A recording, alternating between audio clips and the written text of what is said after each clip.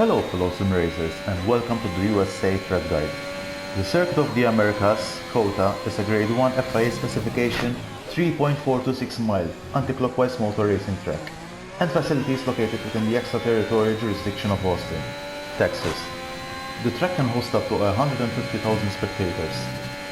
The circuit has 20 turns, split into 12 turns into the left and 8 into the right, and was first used on October 2012. Given this is a relatively new track, this has been used for Formula 1 9 times between 2012 and 2021, skipping 2020 only due to the effects caused by the latest pandemic. The usual strategy for this track in realism seems to be between mediums to hards given its elevation and technical corners. The temperature also plays a role in this track.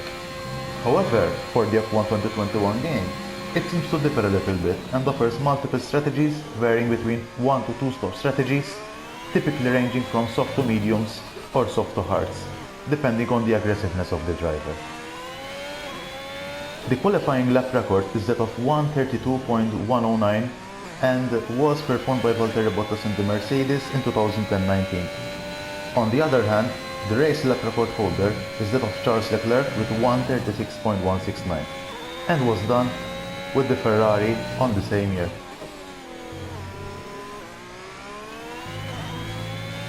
So, provided this is the track guide, I will explain slowly how each and every corner turns. One may know that this is a time trial, so temperature didn't really affect the car. However, in reality, the temperatures will affect the tires, and one needs to take care of the tires efficiently by trying to seek the right levels of temperatures of the tires during the course of the track in order to make this strategy work. However, I will tell you how to position the car, how to turn the gears, and the tips and notes where to try to make the car as efficient as possible during a quali lap. So let's start the lap. So exiting into this turn 20, going as wide as possible to get the best distance and speed, starting the lap, turning on the DRS, trying to stay as rightwards of the track as possible. And here you will notice that there's an uphill, braking even later, touching the apex of turn 1, short shifting into gear 4, going out of the turns 2, 3, 4, 5, 6, 7. And this is a sequence of corners where I really like. Here, one needs to be very efficient, trying to use all the track possible. It's going to be very hard. The setup needs to be tweaked in a way that the car is not that twitchy, but needs to be a little bit twitchy in order to keep the throttle and make the rotation as efficient as possible. Here you can note that if you really don't touch the apex, you've headed for the remainder of the corner. So trying to keep it on gear 7 or maybe going down a gear if possible to keep achieving that best line in order to get that most efficient section of corner. So let's see how we are utilizing this in this quali lap.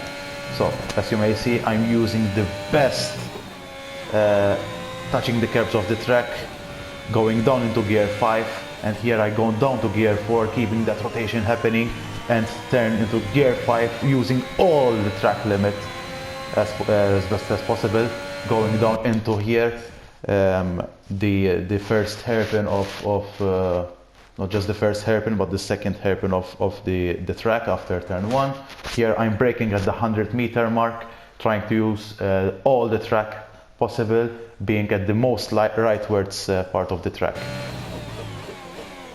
Going into this apex, short shifting to gear 4, planting the throttle, going full throttle, turning on the DRS, and here this is the longest straight of the track, going up to 193-94 miles an hour. And here you can notice that I have started braking at around the 100-meter mark, because this is a slight downhill and we are coming to another half, 3/4 of a hairpin, and this time we will need to not just turn the car normally, but we will need to cut into the curb in order to get the best exit possible without invalidating the lap. So going down into gear 2, mounting, not just mounting but cutting the apex, and as soon as I cut the apex I have gone into short shifted into gear 3, and as soon as I'm going to the further part of the track, I'm going to short shift into gear 4 in order to not just plumb the throttle but slam the throttle as soon as I shift into gear 4. Going up into gear 5, and this is a sequence of corners that you will really need to plumb the throttle efficiently, otherwise you will make the car spin.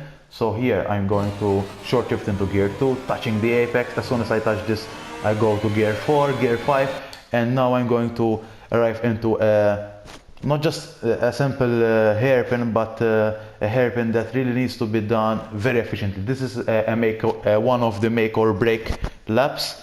So in my case here, I have gone through the most outside part of the track in order to touch the apex as efficiently as possible. So you will notice I have gone into gear 2, I have touched the apex here, and as soon as I'm going to exceed this part, I'm going to short shift into gears 3 and 4 while slowly planting that throttle, not slamming the throttle, because it is so easy to make the car spin. So this is a part where the car needs to rotate itself but not make it spin, that kind of thing. So there's this kind of a make or break thing as well.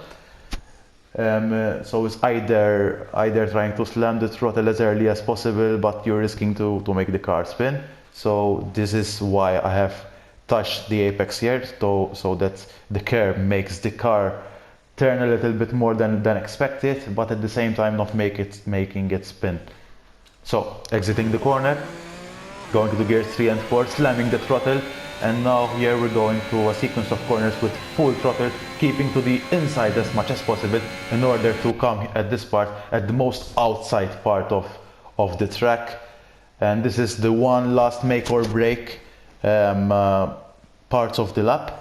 So you will notice even in this video that the car will have a slight wobble, but I have kept it on the track without any problems, without invalidating it. But it's so easy to make the car spin. So here you will need to brake at this part, if not mistaken, and you will need to approach the corner to kiss the curb as much as possible without touching the orange part of the track, something that I have not done, and you will see the consequence out of this. So I have braked, gone into gear 5, kept that gear,